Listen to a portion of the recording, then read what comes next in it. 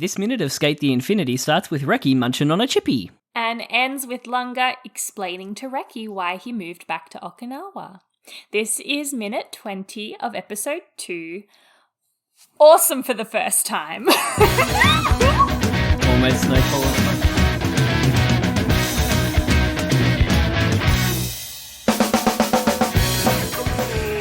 Really had to think about it there. Nice. How are we still thinking about it and we're like almost done with this episode? Snowfall on a hot night just like ingrained its way into us. It really did. It really did. Welcome to Infinite Minute. An Anime by Minute podcast where we, Caitlin and Jonathan, watch Skate the Infinity minute by minute. We do. Welcome to the episode. Yes, welcome to minute 20. One thing we didn't mention last minute. I think you're going to say really exactly a corrections the same alley. thing that I was going to say. All right, let's do it at the same time. Oh, no, this never goes well. 3, 2, 1. The music. The music.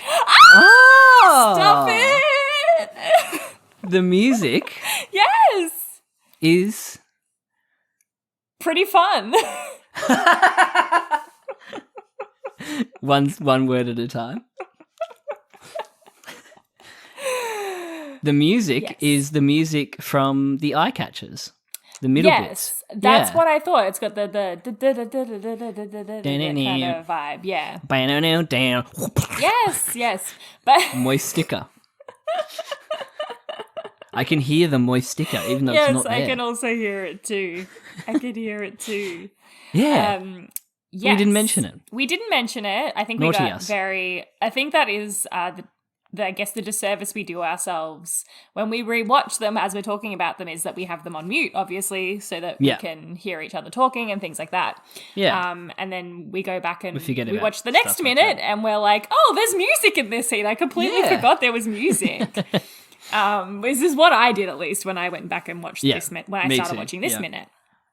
But yeah, it suits the vibes. Yeah, it's a nice montage vibe music. Yeah. Getting you like pumped whilst not, detracting from the scene in any way. Yeah, it's a good one. It's a good one. It's nice. Look at us in sync, Jono. Just like Reki and Lunga. Exactly.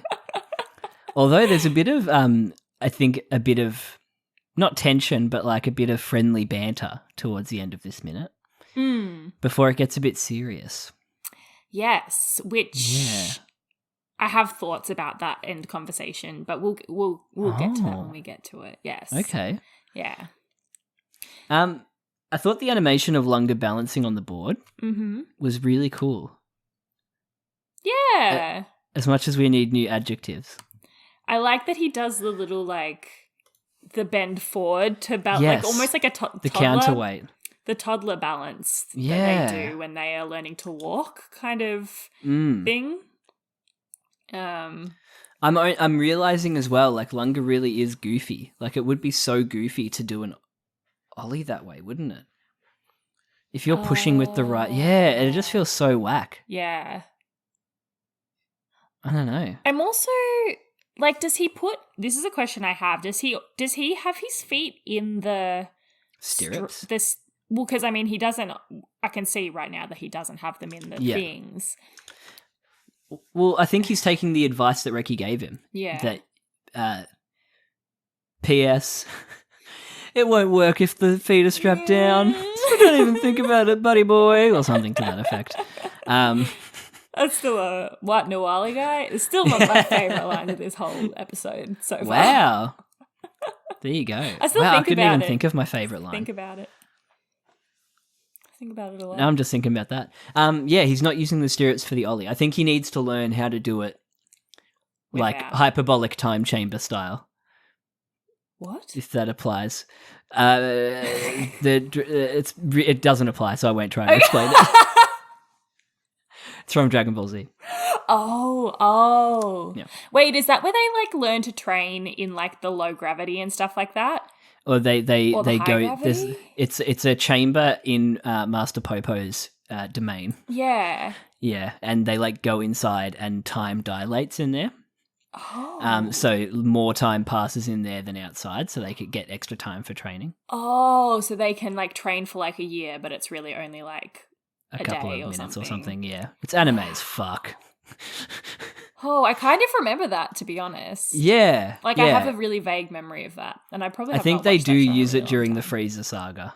Yeah, which would make sense. It's probably one of the only ones I remember, to be honest. Frieza Yeah. and whatever the other one. Boo. Cell. Yeah. Yeah, I think Boo is after Cell. Cell Saga was good. Sometimes I recall. think that I can't believe I really watched a month's worth of episodes of just the one fight. When I look back on it, I'm like, wow, I really did just get up every morning to watch Goku charge up his fireball thing. Charge up his spirit bomb. It's one of the regrets of my anime list is that I can't remember all the stuff I watched as a child. Yeah, for sure. Yeah. For sure. I've just kind of excluded that and started it from when I probably Oren's probably the first thing that I've put on there as being an older thing that I watched when I was younger. Yeah, I was thinking about the first thing I ever watched, the first anime I ever watched. Not including stuff you watched on Cheese TV, or including not including stuff I watched on Cheese TV. And it would probably be My Neighbor Totoro. Okay. The Studio Ghibli film. Yeah. Which I watched in second grade. Yeah, okay. Yeah, we watched a couple of those in high school, I guess, but I don't really tend to count them. I think we watched Spirited Away in high school. We definitely watched Spirited Away. That was, it won an Oscar. Yeah. So, if you didn't watch Spirited Away, where were you? That's the tagline for Spirited Away. Were you spirited away? Why weren't you watching it? Which I did watch again recently, and it scared Emily, so. Oh, really? Yeah. I haven't watched a lot of Ghiblis. I really should. I want to watch Howl's Moving Castle because I hear it's good. That's a good one. Yeah, they're all good. Except everyone says that one isn't good. Oh, really? Tales from Earthsea, which I didn't know was based on a fantasy series. I don't know any of those words that you just said. I just said a lot of words. It's true. And the new one nobody liked as well. Oh, really? Hedwig and the Angry Inch. No. But Can you imagine a Ghibli version of that? Hedwig is in the title. That's why I was familiar. Yes. Sorry, tangent. Sk8. On brand. Yes, classic us. We're 4 seconds in. The lighting in this scene is really beautiful. I'm just going to start there because it's such a pretty glow, sunset color. It's just lovely. Yeah. These sunsets in Okinawa must be amazing. Yeah, it just feels like a very beautiful, warm, nice aura in this scene. For Lunga to absolutely eat shit. Oh my god. Bye. Oh no. He always falls on his face, poor darling. Yeah. No wonder he has so many bandages on it. It's concrete. It would hurt so much. It would. It really would. Poor thing. I love his there's some really choice little sound effects that the sub has in this one. But Lunga's it's Yeah. It's so good. You can hear the pain. I liked the ouch noise in the sub. I thought it was really cute. Yeah. It was more a bit more how you did it. Yeah. It was more drawn out, I think. Yeah. It was cute. It's a mix of frustration and pain. Yeah. Yeah. He looks really pretty though. I was going to say he kind of looks like a Disney princess. Yes, he does. Yeah. He looks so pretty. Or Dinsey. The eyelashes. Yeah. Yeah, very cute. There was another good sound later on. I'll say it now before I forget. It was Ricky's, when he hears that they break bones and stuff in snowboarding, his little, it was really cute. It's so cute. That's it. I mean, this reaction, though, that he has to the blood is literally me anytime I hurt myself. I thought of you when did you? I remember you saying you're a fainter, and I was like, oh, Lunga and Caity. Yes. It is. They're fainters. Oh. Yeah, the stress It's funny because the hand looks super detailed. Yeah. But the face, the blue shock and the white eyes, like it's all a bit heightened, but the hand is super real. Super realistic. Yeah, it's a funny one. It looks painful, man. Bleeding from the finger. Yeah. Ouchie. He has these little, like, bubbles around him as well. Yeah, when he's, like, little stress bubbles. Yeah, little stress bubbles or something. I wrote down how many hoodies Reki was wearing last minute, and I deleted that note. No! So we will never know. No, it's not like you could go back and rewatch it if you needed to, is it, we will Jono? Never know. I think it was like 8 or 9. Yeah. Let's say that. But he's in a yellow one again now. Which is So he's got like a cycle. Yeah, yellow is his like signature. So I think they probably put him in it for the big moments. Which this is well leading up to. But he looks so funny in the background. He's so done with him. Always. Which is funny because later on he says like bailing is part of it, but he always looks so done whenever Lunga bails. Or is it the reaction to the bailing? Oh, to the overreaction. Yes. No, you're right. Is he like, sorry, stop. I'm on my Reki hate train. Been reading too many hate tweets. But yeah, he looks very, very over the... At least until he faints. Once he faints, he's like, oh shit. Once he faints, he legit turns into like a Yu-Gi-Oh! Like 5D character. Like the hair, the eyes. Like he's about to play some card games on motorcycles. Like... I miss Yu-Gi-Oh! And this confirms something, this next shot. Again, the lighting, but we can talk about that later. It's beautiful. But this confirms something that you said many minutes ago, that you reckon Reki would have Band-Aids. Yes, yeah. He does. He got a little pack of them. Yeah, Banda. So Banda. Like panda, but Banda. Which, like, clicks to Caity. Yes. Nice work. Yeah. Either knows Reki's character or vaguely remembers some things from this show that we've watched before. I just think it would make sense. If I was a skateboarder, I would carry around Band-Aids with me. I'm not a skateboarder and I carry around Band-Aids with me. Well, there you go. So I might have been projecting. But, you know. Yeah. It's a bit cute that he's putting the Band-Aids on for him. It's very intimate. Yeah. Like it is, though. Like...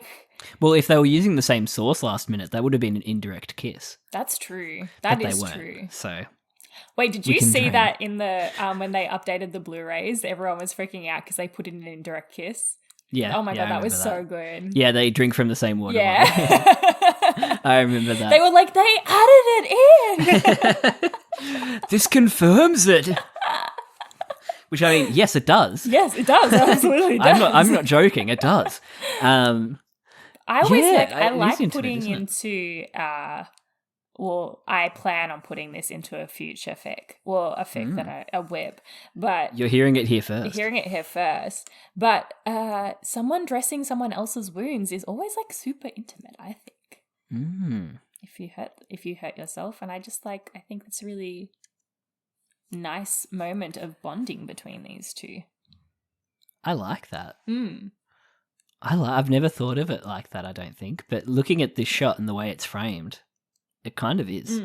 Well, because you usually have to like be close in the first place, and then there's like touching. So obviously, yeah. I just always find it like a juicy moment in anything. Thick. Oh no, you can't do the thick again. But yeah, the lighting in this shot is really nice too. It's just a quickie, but this like. Pink, purpley kind of. Yeah, really nice gradient. Glow. It is really nice. Love it.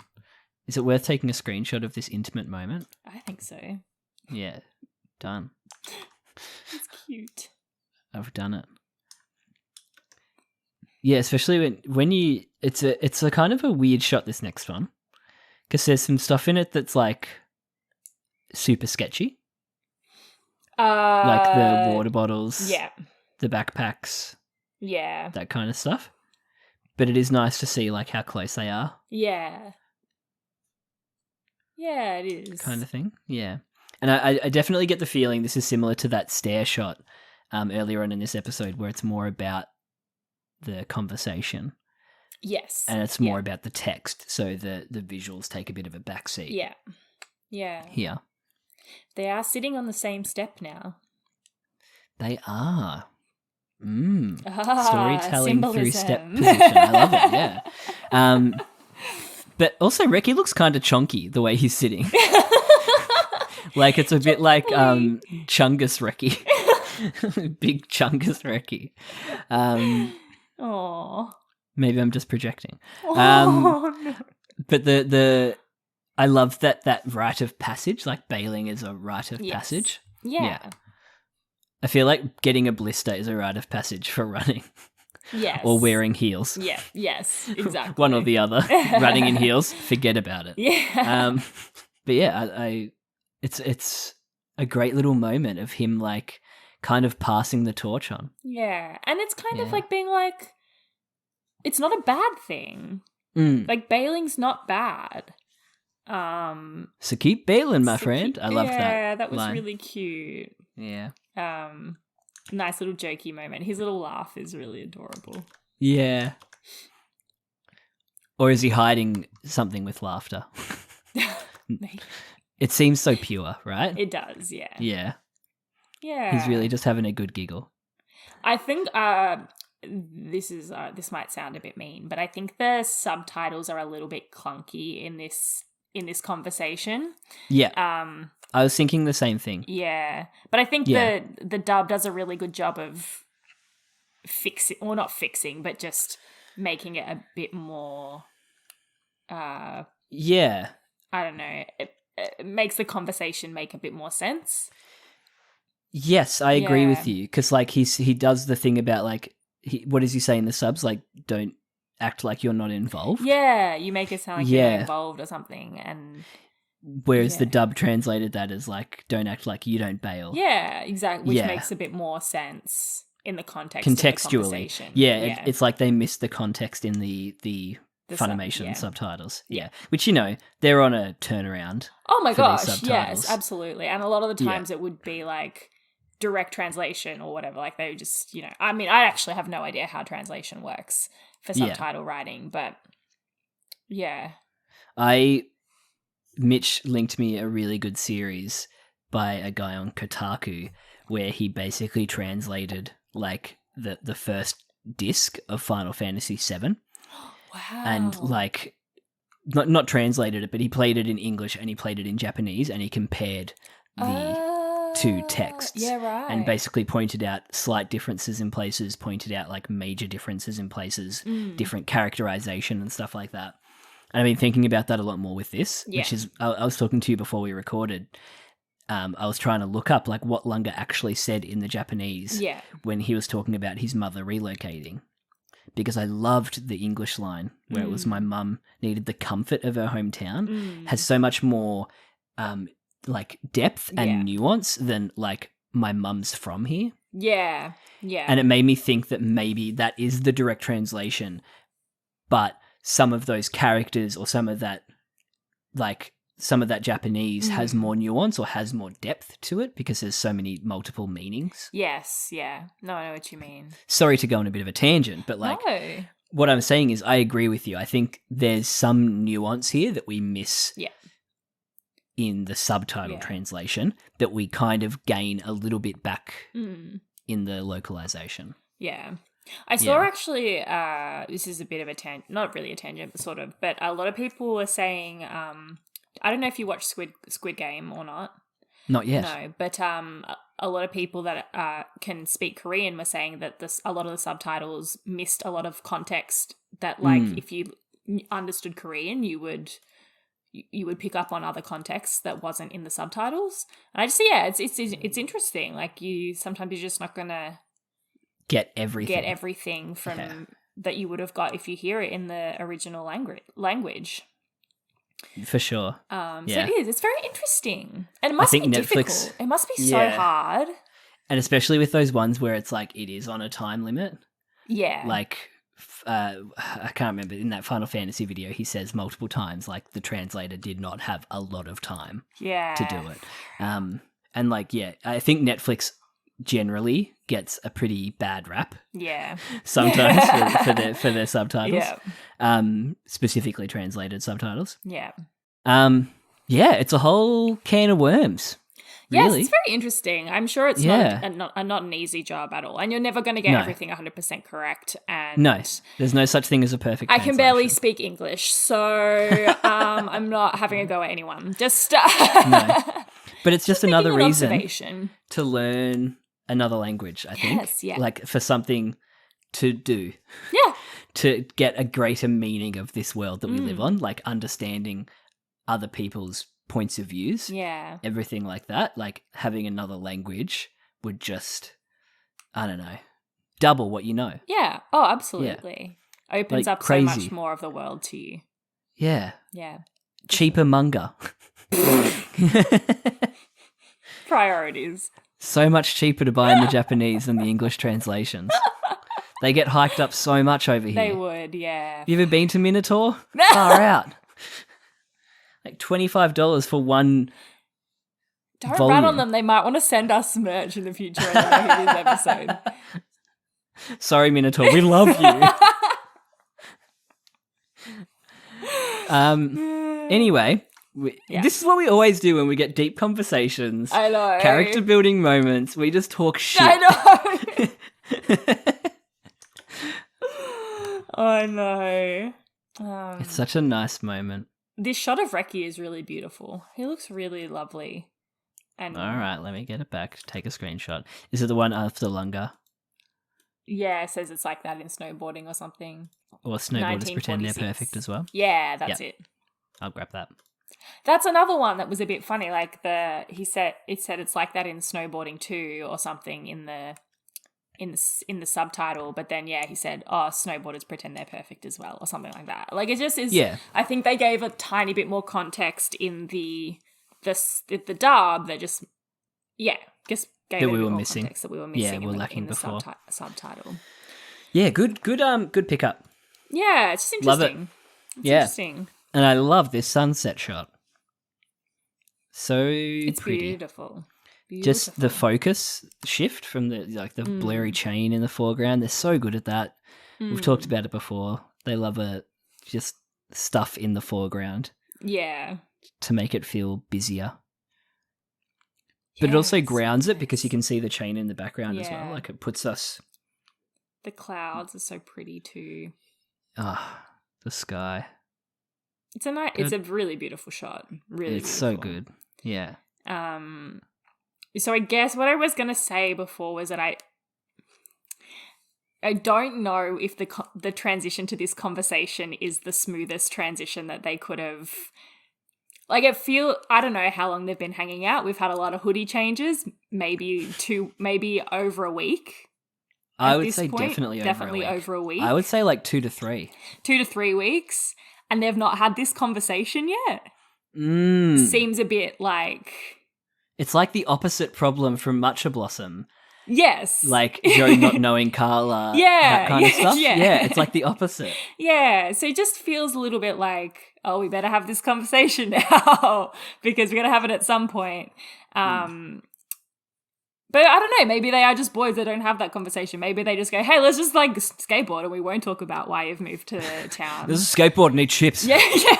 Yeah. I don't know, I just found it a bit like... Shoehorned? Like, yeah, I mean, it has to happen at some point. Yeah, I like that it happens. Yes. But I understand your point. Yeah.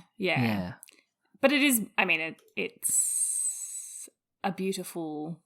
It leads to a very beautiful moment, so I'm not upset about it. I just think potentially wouldn't have written it that way if it was me. But... would have happened earlier? Yeah. But then you don't get like the nice build up to the Ollie, so yeah, it's true. It's like, do you reveal your hand early, or do you make it part of the climax, or is it like scattered throughout? Yeah. Because this is when we find out Oliver died? I can't.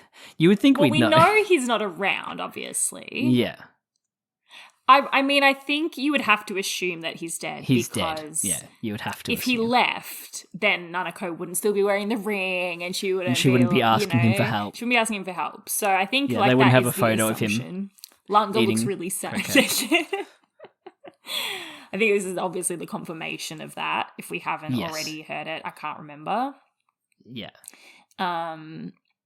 It is sad though. But maybe that is just I guess getting glassy-eyed again. Oh, Jono. It is one of those I guess you never really think about that. Yeah, I don't know. It's interesting. I just know. I was just thinking about it. It just felt like a sudden conversation shift, I guess. It was yeah. Oh, I'm suddenly going to ask you why you moved here when I've known you for 3 weeks or 2 weeks or however long, Yeah.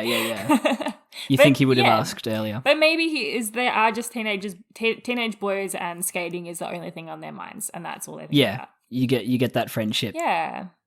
To start off with. Yeah. Anyway, I'm going to stop ragging on this episode because I feel like I've been really mean. No, not even. It's a valid criticism, I reckon. Yeah. Critical minute. That's the reason we're here. Yeah, exactly. Well, I think we're realising more that it's the reason we could be here. Yes. You know what I mean? Exactly. Yeah. Exactly. We have that, and then we pair it with the... They're so cute! Yeah. We pair it with those moments. Exactly. And then you get a nice bouquet. Exactly. Yes, the sunset shot is fucking beautiful. Yeah. Oh, it's really, really nice. The refracting light. And it's kind of confirmed, it confirms that Lunga is here to support his mother. Yes. Oh. Which is just the best. Yeah. I really love that they man. included that. Mm. He wants to help out with the bills. Oh. Lunga. You don't have to do that, What Lunga. a sweetheart. What a beautiful, sweet baby boy. Nanako would so happily just be like, no, you don't have to help with the bills. I 100% believe she would be like, whatever, you don't need to do that. If she knew. And when it closes in on this close-up shot of Reki reacting. Yeah. I love that. But it's just such subtle changes in his expression, And he goes through a journey of understanding that gets cut off at the end of the minute. Or does it get cut off? It may. We just get this last kind of movement where he kind of shifts down and kind of registers. The interesting thing would be because we still, as we've already mentioned in previous episodes, do not know where Reki's dad is. Yeah, if Lunga had turned around and been like, "Where's your dad?" I would have been like, "Here we go." But no, we don't know. We don't know. But maybe that's part of Reki's internalizing of this. He's thinking about his dad. Yeah. It's a great moment of acting. It is, yeah. Yeah. He's definitely processing it. And we get that. It's just a great little nice slow moment of animation. They give him the time to take it in. Yeah, it's not complex or anything. He just literally has 3 movements where he just kind of takes it in. So simple, less is more. Yeah, it's beautiful. So good. It's good acting. Beautiful lighting. It's just, good acting, everything. It's good. Good shot to end the minute on. Yes. Yeah. Pretty. Yeah. No, but I like what you say about maybe this conversation should have happened, but I do like that it forms part of this build, as you say, to the climactic moment of this episode. Yeah. I can forgive it for that. Yeah. Well, in the same way that we forgive Joe and Cherry meeting seemingly for the first time, even though they've known each other since kindergarten. Yeah. Yeah, exactly. It's just the restrictions of a 24-minute runtime. Of course. Per episode. What was your favourite moment? Ooh. How did the mist start? Oh, he ate the chippy. And then Lunga bailed. I think maybe his little freak out over the blood was very cute, but also Reki putting the Band-Aids on him. Nice. Yeah. What about you? Nice. I think the more we talked about it this last moment with Reki. Yeah. Because it goes for like a good couple seconds, 6 or 7 seconds. Yeah. And yeah, it's just a really good bit of slow, like, we get to see someone react to something they're hearing, which is like the best kind of acting. I feel like you and I have both like gotten very like calm and like, you know what I mean? Like I feel like calmed. Just this. I was just about to say, I feel like I've been affected by it. Like I feel really rhythm, like now. The rhythm of this episode continues. Yeah. Like we had the high moment with the montage, and now we're back in a slower moment that will build up again. Like it's just a really good rhythm. It doesn't. It keeps you interested. Yes. Yeah. You're right. Yeah. This episode's like it's giving goals. Episode. It's a good one. I'm really glad you made me watch this, Jono.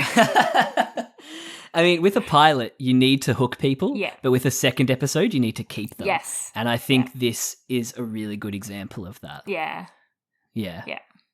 And there's a couple of good examples of that from this season. Like most of the shows, we haven't really talked any seasonal stuff, new seasonal stuff. This is true because I have not watched anything. Yeah, and I'm watching, like I've fallen behind on a couple. I'm watching one week to week, like pretty consistently. But consistently, the main 3 that I'm watching have had really strong second episodes. That's good. Yeah, that kind of, they've stuck the hook in you and now they've pulled you in. Yeah. And like the best of those was Tact OP or Tact Op Destiny. I don't know how you say it. Like the first episode was a bit rough, but then the second episode, like just hooked ya. Yeah, really good. Nice. Yeah. Very nice. But yeah, Skate the Infinity. Good second episode too. Great. We've almost finished it. We're nearly there. Yeah. Still no Kiriko inside. Where? Kiriko? She's obviously not going to be in this episode. Like, Kiriko she's just not here. Where Kiriko? We had such high hopes that she would be in this episode. We really did. She was on the wish list. I would love to listen back to our wish list from minute 1. I know. And see how much we got wrong. I know. Oh my God. It's funny. Yeah. You can tweet at us. Yeah, infinite_minute. You can email us at infiniteminutepodcast@gmail.com. And we'll see. I think we might be finishing the episode in the next couple of minutes. We will, yeah. Next 1 or 2. Couple of minutes away, we're into the ED again. Yes, and then we're thinking of maybe doing another. Has a funny joke about the ED. I don't know if he sent it to you too. No, he hasn't. He said, when I go to the dentist, I'll think about it because it sounds like, let's get the fillings. Oh, no. And I was like, if you come on the podcast, you have to say that. Oh, no. And then Sorry, I interrupted. We might do another fanfic minute to break up the episodes again. Fanfic minute, or we're thinking of doing something else. Yeah, we've got a few I started specials. writing something. But I wrote like one line and then I tried to write the next line and I was like, how do you write? I ask myself that every day. Anymore. But otherwise, we'll see you then. We'll catch you next time. Ta-da. Bye-bye. We won't see you. Bye-bye. Yeah. We'll see. We'll sneak into your house. Why don't I mute myself instead of stop my recording? We'll sneak into your house. We'll put the earbuds in your ear and we'll say, listen to Infinite Minute, please. Please. This is going to be one of our longest outros ever. I still haven't stopped recording. Neither have I. The music is going to go under all of this. It's going to be the longest you've heard of the music. Enjoy. Oh my God. Bye.